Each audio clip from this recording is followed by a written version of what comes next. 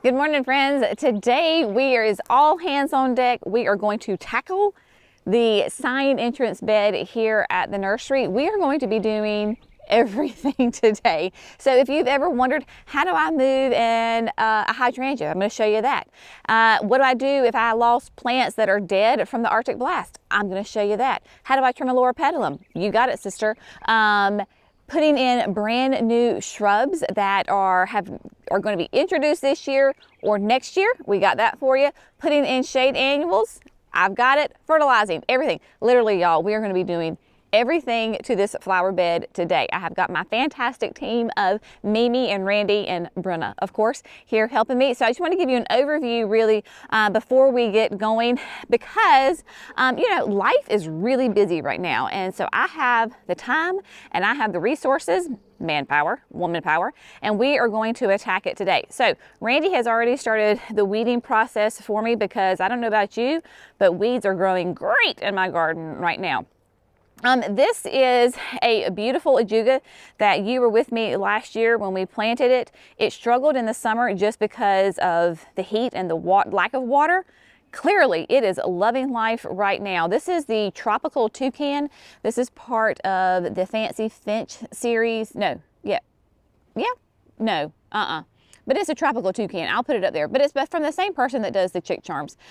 Great evergreen ground cover, loves it. Behind it, we have Let's Dance Ariba. This is the one that is going to get moved because we are going to put a pagoda dogwood right there. Yep, we sure are. So she's going to come out, and we're going to come in and we're going to fertilize our rhododendrons, our hostas, Fat Albert back there we're going to fertilize. So everything's going to get a nice dose of their yearly fertilizer.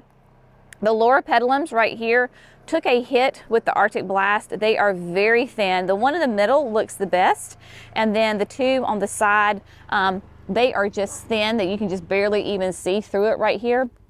So we're going to trim those, fertilize them so that they can flush out really nicely and just come back with a beautiful vengeance. We're also going to come in and replace, there were some perennial grasses right there. Well, clearly they are sad and pathetic. So we're going to fix that. We're also going to go ahead and trim back the Florida Sunshines. Now this one doesn't look terribly bad, right? It's pretty good. But when you come back here to the little bit more exposed area, you can see really how thin these are. This one is, but the beautiful thing is it has got gorgeous, excuse Brenna, she's a little excited. This is a cool morning, so she's very happy. It's got some beautiful new growth on it. So we're going to trim it back a little bit, fertilize it. That way it can flush out very nicely. Alice Oakleaf Hydrangea, she's doing good. Give her a little shot of fertilizer. Annabelle hydrangeas that have kind of naturalized right here, give them just a little trim, and the fact of we have the, they never got trimmed. You're supposed to trim them because they are a smooth hydrangea. Life happens, y'all. So we're just going to come in here and clean it up and take off these dead old spent heads from last year. So just tidy them up a little bit. Of course, give them a shot of fertilizer as well. And then we have got also, let me change my perspective here a little bit. I told you we are going to do massive work in this flower bed today. I'm so excited because honestly, you sweet people who have come to the nursery so far this year, you've been very kind, and you have not said anything about how just pooey this thing looks. So those of you that come from now on, it's going to look gorgeous. It'll be great. Then we are also going to take out, this was the Strawberry Sunday Panicle Hydrangea. And yes, it looks nice. It has, good structure to it. It's got lots of new growth. Y'all, it never blooms. It just is not working here. And so it'll do a couple of blooms, but it is not loaded, and I'm not in love with it. And so if you're not in love with it, out it goes. We will dig that up and probably put that in some more of a natural area so we can just let her do her thing. And then we also lost in the Arctic blast my Mahonia. So there are 3 of these, and they are just absolute pure sticks. So they are coming out. I don't think that they are dead because they do have some new growth popping out right here. But in order to get them to flush out and be pretty, it's going to take a while. And full disclosure, full honesty, right? Full transparency. This is the entrance to our business, and I need it to look nice. I want people to see this flower bed and go, oh my gosh, I cannot believe, look how pretty this is. What am I about to drive into, right? This is the first impression that you get of Creekside Nursery when you come for the first time, and I want it to blow people's socks off. We are a business. We are a garden center. This is my job, is to create beautiful spaces here to inspire people and to show people, give people ideas what is possible. So therefore, we're going to go all out, and these sweet things are going to come out. They're coming out. And then, so let's move over here, and I'm going to show you some of the great plants that we're going to put in here. We've put all of our tools over in this area. All right, so the Strawberry Sundae panicle hydrangea, we are going to replace it with pufferfish. Pufferfish, of course, is that great new panicle from Proven Winners, big, massive blooms on it, about that 3 to 5 size, and so that will go there. Super excited. Look at this. This is the Pagoda Dogwood. Proven Winners, our friends at Spring Meadow, sent it to me last year. Let me get a different angle here. And when it came last year, I think it had a little, it was late in the season. I think it had a little bit of foliage on it, but look at that. Is that not absolutely stunning? Now, this is called Golden Shadows, and Golden Shadows is going to be on the border for us as far as hardiness because, well, it's zones 3 to 8, right? So it's definitely for your cooler zones, part shade, which will be perfect here because it will get some sun, but not a lot of sun. Zones 3 to 8, 10 to 12, tall and wide. And of course it says fertilize in the spring. It says the perfect choice for that shady spot in your landscape. Golden Shadows Pagoda Dogwood offers bright variegated foliage and lacy white blooms. Strong horizontal branching accentuates all types of architecture. So it'll be more, and you can see the limbs are already doing that, more horizontal than say vertical. So excited to put that in. Then we've got lots of beautiful annuals back here. We're going to put in chocolate drop coleus for a ground cover. Then we've got the Infinity series of impatiens, shade-loving impatiens that are going to go in. We've got some Pegasus begonia, a beautiful begonia that is for the shade, and it is foliage. It's small right now because it loves it hot, but it's beautiful, really kind of a bicolor speckled leaf, really serrated, beautiful. But look at this, like look, this is the blushing crimson. Look how gorgeous that is. So we have blushing crimson, then we have the white, and then we have the light purple. So anytime that you see the tag and it says the Infinity, and let me get this tag right here, the Infinity light purple, rather the Infinity. So the Infinity series is for your shade. And then back here we have the Midnight Wine Shine White Gilia. These are going to replace where the Mahonia are currently. And so Midnight Wine Shine, obviously beautiful, dark foliage on it. I believe these were probably pruned at the wrong time because they should be flowering right now, and they're not. But when they flower, they will do a beautiful pink flower on them. This is sun, and they can be hardy in zones 5 to 8, 1.5 tall and wide. So that will be fantastic, gorgeous. Now, what we're gonna do is basically we're gonna kind of just set up the camera. And as we do things, excuse me, I'm going to take you along and explain. So right now, number one thing is we're getting the weeds out. No explanation there. We're going to pull out all the weeds, get that so that way we have a nice clean slate, and then we will probably go ahead and start moving and trimming so that way we have a nice clean slate and know exactly where everything's going to go and get those situated. So it's going to be a fun day. I'm going to take you along for the ride. We are making progress we got the whole bed weeded, so we got all the weeds out. Of course, I was talking to Randy and I was like, the beautiful thing about being in a shade garden, right, is you get that beautiful shade, you get to use great plants. The downside of being underneath all the oak trees are all the little oak trees that pop up from the acorns that root themselves in there. But we got it all done, and we went ahead and placed the shrubs in here. Randy is working on digging up the old grasses, and so I wanted to take a minute and just come in here and show you what we are going to do. So the golden shadows is going to go here. We are going to take Ariba, who is hiding back there. Ariba is going to go kind of on the other side of the flower bed between the euonymus and one of the Florida Sunshines over there. So she's going to go there. And then I did not tell you about some of the brand new plants that our friends over at the Proven Winner Color Choice Shrubs just sent us. This is a brand new weigela, and it is little, and that's okay, I don't mind, but it is a beautiful variegated. This is the bubbly wine. I'll throw up a picture of the tag for you, but it's a beautiful variegated weigela. It will do lovely light pink kind of lavender flowers.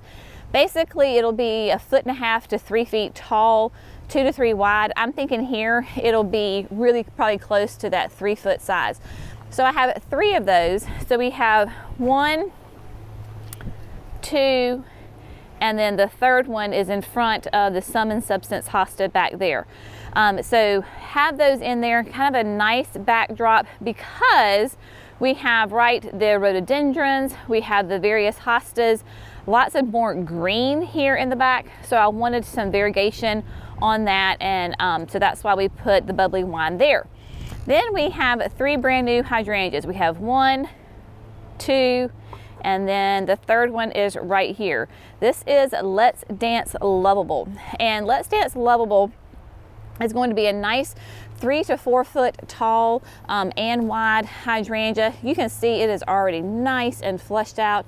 They sent it to us, I got it last week. It is a macrophylla. All the Let's Dance series is.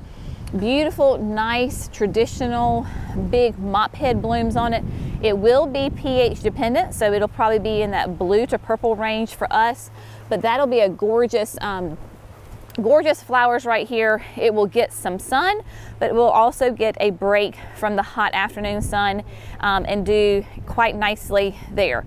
Then we've got the 3 midnight wine shines that we're replacing the mahonias with. Mahonias are still there. We're just kind of placing things out. And then Mama just went and got for me another Lemon Love Euchera. I love this Euchera. It is a non-branded. We get it from our friends at Walter's Gardens. It does really well here in the South. So this one has been here, I think, since we put the flower bed in. Nice, gorgeous foliage on it. I did lose 2 due to drought conditions because this bed has not been on irrigation. So we went ahead, Mama grabbed me 1 more, and we're gonna put it right here in the center of that weigela. For now, it will fit perfectly. If at some point these weigelias get too big, we need to move it, we'll do it, not a problem. So that's where those are gonna go. And then we have the Everbillow grass is going to replace what Randy just took out. And so we have 5 of those, again, nice bright chartreuse green here in front of the loropetalums. When they're full, they'll be nice and dark and rich, gorgeous color. So we're going to go ahead and get things in the ground, like we're gonna go ahead and get the grasses in the ground. And we're basically gonna do the same method that we always do when we plant. We're gonna use our power planter, drill, and auger, so we get a nice fluffy hole. We're going to amend this top area where we are planting with the Ultra Outdoor Planting Mix. Let me show you that. This is great for amending the soil. So we want to have that to amend the soil when we are planting. And this is like long-term, right, amendments of the soil. So this has really nice organic matter back into the soil. It's a little sideways there. And again, Britta's feeling frisky. So we're going to use that to add all sorts of great material back into the soil. And then we will use, of course, our biotone, get that in, and get these babies in. When we are doing planting perennials and shrubs here in our clay soil, we want to make sure that we raise them up a little bit. for whatever reason, that area had sunk down because we had brought in, when we created this bed, we brought in soil. Obviously that soil settled and those grasses had kind of sunk down some. That could have been part of the problem why they were not surviving and thriving. So we're gonna make sure everything gets planted a little high. So I'm gonna get the camera set up and we're gonna get to moving some more plants and getting some plants into the ground.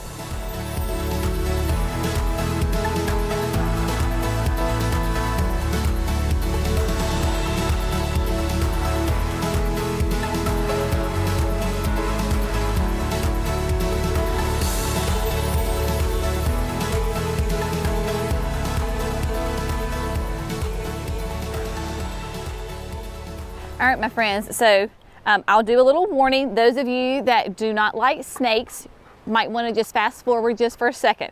It is not a bad snake, quote, bad snake. This is one of our sweet little snakes. This is a worm snake and she's ready to get back in the ground. So worm snakes are completely harmless. Let's see, you see her little head poking up above my wrist right there? So she's getting her big debut here. She was in a hole where the mahonias were, and when I was digging the hole, she popped up. We actually found another one too. Randy found the first one. And so they do primarily eat earthworms, hence that's why they're called worm snakes, but completely harmless. It's just part of the ecosystem. So if you find a cute little worm snake, just let them be on their merry way. I'm probably going to get the holes planted and then I will put her back in a hole so that she can be part of the garden. But yeah, you just never know what you're going to find. Here in North Carolina, we have very few venomous, quote, harmful, quote, bad snakes here. We have a lot of black snakes, which are good to control the rodent population, but we can have water moccasins here, which are very rare. And what's the other one, Jackson? Jackson's with me. What's the other snake? So that we have kind snake, well, tame snakes. I know, I'm talking about like the ones that are poison. Copperheads. Copperheads are the ones that are the most popular where we are. We don't have rattlesnakes here. But they're nearby. They can be nearby. But anyway, okay. Worm snake. She's going back to her home. So, okay, if you don't like snakes, all done. No more snakes.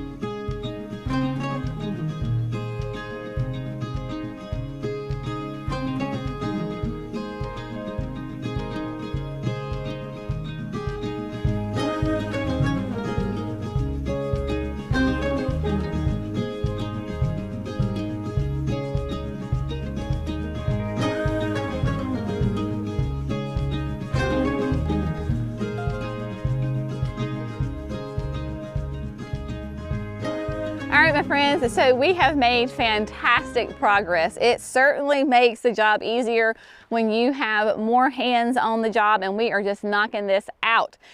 So, and I say this lovingly, and she knows how I feel about this, but I joke and I say it is dangerous to garden with my mama because she has great ideas and she's like, oh, Jenny, you really need this plant in the garden. And I just have no willpower and I'm like, okay, mama, sounds good. So an example of that is this gorgeous lemony lace elderberry. You know that, so Proven Winners sent us some in the fall because we were going to test them out because we are very marginal as far as being too warm for them. And I have two down by the creek. We had some brought in like as for customers because customers were asking for them. This overwintered here and it is absolutely stunning. It is gorgeous and huge and beautiful. This will be the perfect spot for it because it gets this filtered sun. Like right now it is 11 o'clock in the morning. Getting some nice sun, then it will go in the shade. Of course, we got the big oak trees, give it shade, and it'll get a little bit of afternoon sun. Because we're putting this bed on irrigation, it makes me feel even better about that. But what's so fun is that you've got the lemony lace elderberry right next to this beautiful Japanese maple. Their foliage is extremely similar in shape. Obviously, we have it's the black Japanese maple, and the lemony lace is the lemon color. So they complement each other really nicely. But I love the fact that this is a Japanese maple and that this is an elderberry. Will be beautiful together. This one survived and did great. I will put the name up there for you because it is a Japanese name, and I'm not even going to try to, I will just butcher the name. So I will have it up there for you. But these just really pop gorgeous together. We got all the shrubs in, and the lemon love, euchera, we got that one in as well, the grasses. So now that we've got, quote, the bones in the garden, we're going to come in and fill in with all of the annuals. So we went ahead and pulled some caladiums, some white caladiums that are for the shade. Of course, the Pegasus begonia, and then the impatiens. We have the infinity light purple and the infinity blushing crimson. The white I thought was an infinity white. It is not. It is the sun patience, the compact white. Sun patience can take more sun. So we will pop those in areas maybe that get a little bit more sun than others, but they definitely can do that sun to part shade. So they will be great. And then of course the chocolate drop coleus we're going to use as a ground cover. We're going to use that more up closer to the edge of the road. One, because that's where it gets more sun, and that coleus can do sun or shade. It's a ground cover, nice and low. And like I was telling Randy and Mimi, if a car accidentally runs over it, it's not the end of the world. It'll bounce back pretty quick. So we're going to figure out the placement on all of those, but could not love how this bed is coming together. It is just doing great. Now, I did mention that this flower bed is not on irrigation, has not been on irrigation, and it has struggled, especially I would say this last summer, because it just got so incredibly hot. We didn't have any rain, and that's why I think I lost some plants due to drought, and then they just struggled. So my sweet fellas, when they put in the irrigation for the woodland garden, which is directly behind me, we already have the PVC pipe ready, and it is zoned to come in here. So all they have to do is dig a trench underneath the fence behind me, and then we will lay the drip tube in here. I do not want to put a ton of drip tube in here. I just want to make sure that we have some supplemental water because they just need a little extra water. But just keep in mind that what is here has not been on irrigation, and I'm hoping that this little bit of extra water, this little bit of irrigation will give them just another boost. So we're going to go ahead and place the annuals and then get those in the ground today as well.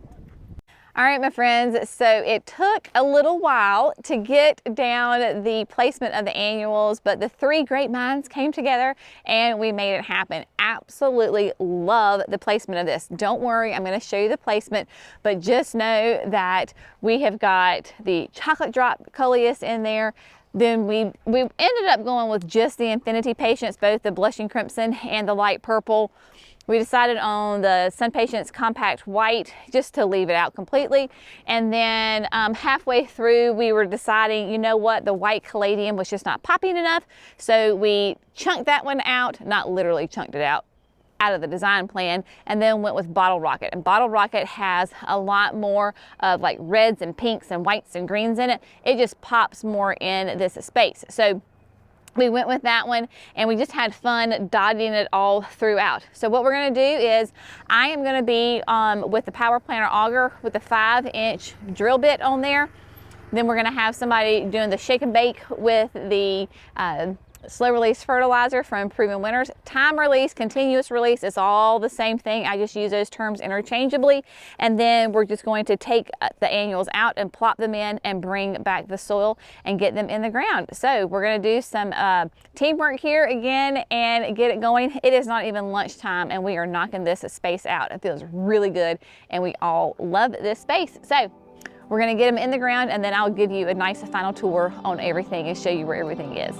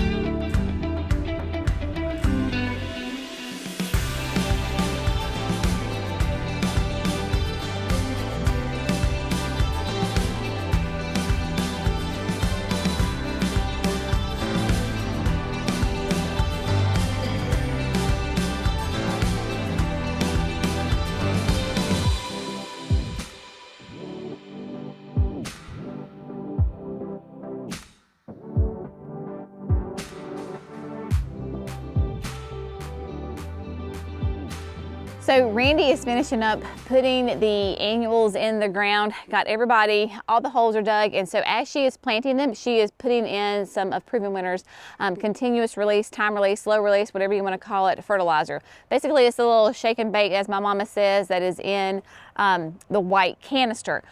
We've got one more job, one more task of the day that we need to do before we are finished with this project today, and that is I want to come through and fertilize all of the existing perennials and shrubs, trees that are in the ground here at the garden. Anything that we just newly planted or we moved and that has biotone. So biotone is that great starter fertilizer that is really for your root growth development. I don't need to come back and add more plant tone or holly tone to that. I can wait 4 weeks at the earliest and then come back and fertilize that way if I need to. So what I'm going to do, like I said, is all the existing plants that have been in here, we're going to fertilize. Now, excuse me, Brenna found a pot. If you're like me though, sometimes you're confused on what fertilizer you're supposed to use on what plant. We're going to use all of Espoma's slow release fertilizers today. So the tones, as I call them, plant tone, holly tone, and rose tone. Those 3 here will take care of everything that I need to do. But Espoma on their website has a fantastic service option that they offer you, and it's called the Plant Food Finder. So you can look up a plant by its common name and it will tell you what they recommend you use. Sometimes you might actually be a little bit surprised. So we need to go ahead, if I were going to do the elderberry, I'm not going to because it just got planted, but if I were going to fertilize the elderberry, the lemony lace elderberry, then I was thinking plant tone, but they actually recommend holly tone, so more acidic loving plant. Then we have the Fat Albert behind us. It is a type of, I want to say it's a type of pine, and so again on that they recommend holly tone because acid loving plant. The Japanese maple, that too is going to be holly tone. Any of my hydrangeas that they're all new, so I'm not going to fertilize them, but if I were going to, that would be rose tone. So hydrangeas, it's that woody flowering shrub. They like to have this, they have the same requirements as roses, so it would get rose tone. My hostas, my ferns, my, what else is in here? They're gonna all do plant tone, rhododendron, holly tone. So if you have questions about what you're going to use, I would just say go to that Espoma Plant Food Finder on their website, use that and go from there. If you have a question, if you're in doubt, what I tell people, when in doubt, just use plant tone. Plant tone, I say, is like the Swiss Army knife of all the fertilizers, so you can use it just about on anything. So we're going to go through here.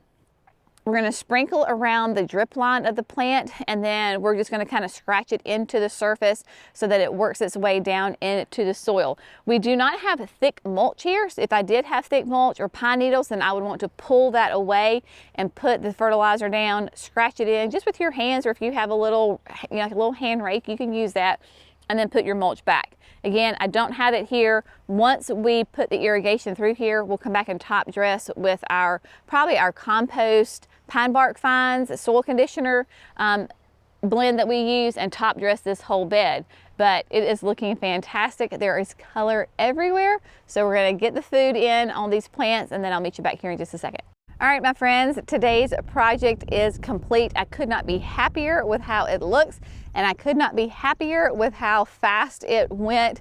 Man, I tell you, when you've got some good hands and some good brains working together, it is a beautiful thing. So I'm gonna walk you through and show you the overall design. Also, if you want to know more detailed and like kind of the history of this flower bed, we've documented the entire process of this flower bed, because when we installed this flower bed, we had just begun the YouTube channel. So we have videos that document this whole process. I will try to list as many as I possibly can, especially starting with the first ones. And so that way you can kind of get an idea of the whole process and journey that this has been, because it certainly has been a journey and a process for this flower bed. So give you a little bit of an overview of the whole thing. And as you can probably tell of us being in this space, the sun has really kind of changed and shifted, and that is what it does in here. So we're going to start here on the end, and of course we have that beautiful ajuga with the golden shadows dogwood. I cannot tell you how much I love this plant. The foliage on this is exquisite, absolutely beautiful. We do not have any of these available at the nursery. Our friends at the PW Color Choice sent it to us to test. So I do not have any of these available for sale at the nursery. Then we came through with a nice little group of 5 here of the blushing crimson. This is the infinities. They are shade loving. If you see the green foliage stalks that are coming up and that you see, those are all daffodils, jonquils. So all of that foliage is going to disappear. So if you're wondering why in the world we put an impatient so close to this foliage, because in a month that foliage is going to be gone. And then the sweet little bubbly wine, Weigela, they too are here. Little. This is going to be fun to watch these grow, and that is perfectly fine with me. And then those beautiful bottle rocket heart-to-heart caladiums from Proven Winners. I love the colors because it's not only pink, but also red and green and white. All the colors on the exact same caladium. Gorgeous, gorgeous. And then, of course, back here in the back, we have a beautiful arrangement of the hostas back here. 4 of these, those nice bright green ones, that is Sum and Substance. I was just talking with my mama. I believe this is Elegans. I'll have to actually come back and watch the video when we put it in, but I'm pretty sure that is Elegans. And then the rhododendron here, it's got buds all over it. She's been here for a while. Little wear and tear off of the winter, but she's going to be in bloom not before long. Be gorgeous. And then what we did kind of here throughout is we did little pockets of color, right? Except for really down here in the front. This is all the chocolate drop coleus. Now, chocolate drop, this is Color Blaze chocolate drop coleus. It is a trailing coleus. When you put it in the ground though, it will be a beautiful ground cover. So that is what we did. Sun or shade, just really nice. And then we did kind of a double row back and forth. Really, they're going to grow together and be a beautiful ground cover, and you're not going to see the individual plants. Then we have the 3 Let's Dance Lovables. So we have 1, 2, and then the third one is right down there. They will get dappled sun, so they can handle that because they are for sun, I believe it's sun to part sun conditions, and so they will be able to handle it, especially being on irrigation. The Pegasus begonias dotted throughout are through here. We did little different groups of the impatiens. Some groups, we have 5 of them clustered together. Some of them, there's only 3. Some of them, there's only 2. So just depending on where they are, and the reason that I did that, and I put them really about 6 to 8 inches apart from each other, is that they're going to grow and look like one plant. So they're going to grow together and look nice and big. The ones further in the back, there's 4. In this little pocket, there's only 2, and that's okay. It's just that your clumps are going to be bigger or smaller, which just brings a little bit of interest to the beds. So it's just a really fun area to kind of come in and do all the different groupings. We have just the Pegasus and the Impatiens all here together with the Caladiums all nice in the back, and then the Midnight Wine Shine Weigela. Here we go, Weigela, Weigelia, Tomato, same thing, go back and forth. Nice and in here, beautiful, gorgeous plants. Now these we do have available for sale at the nursery, so if you're interested, we have these available. So come and grab them. And then we added that other Lemon Love Euchera. Again, I've had this for years available at the nursery. It's one of my absolute favorites. Had those available also at the nursery. And this is actually one that we just went, Mama pulled from the nursery. So this is what you would get that size as well. And then we have the, of course, the nice, beautiful light purple Impatiens right here. It just all comes together so incredibly nice. And then we did go ahead and trim back the Florida Sunshines. Mama got her clippers out on this one, but you can see nice and trimmed. Yes, it is thin. It does not look good. I fully recognize that. But she got good fertilizer, she got moved up, all sorts of wonderful things, and has new growth popping out on her quite nicely. Here between the Florida Sunshine and then the beautiful Japanese Maple, the euonymus, this is, oh, the name just went out of my head. It's silver something, I'll figure it out. We have the Let's Dance Arriba is right there, hydrangea, another 3 to 4 foot, beautiful mop heads on it. And then back here we have the Lemony Lace Elderberry. Love the foliage on this. It's just so nice and fine and feathery, and just an absolutely gorgeous, stunning plant for sure. So all of this comes together quite nicely. We got the Loropetalums over here pruned. Yes, again, I know they look thin, y'all. Gardens do not look perfect all the time. There is no such thing as perfection. The only way you're going to have a quote perfect garden is if you're constantly pulling out yucky plants and putting brand new ones in. So this one is, yes, they are thin. It was from that Arctic blast. They had some damage, but there is new growth popping out. So if you can see right here against my hand, right here, there is new growth. They got a good dose of the Hollytone fertilizer. If we can keep the dog out, that would be helpful. And then some of my favorite ferns back here, these are Ladian Reds. And this is where the irrigation is really gonna come in handy, because you can see we just go from big all the way down to old teeny. So you would think the one on the end would get more water, but not. That gets the least water, and then they are bigger up here. So the irrigation is certainly going to help that situation and get those nice and big and beautiful. We will keep you updated on the progress of this flower bed when we do the irrigation and everything.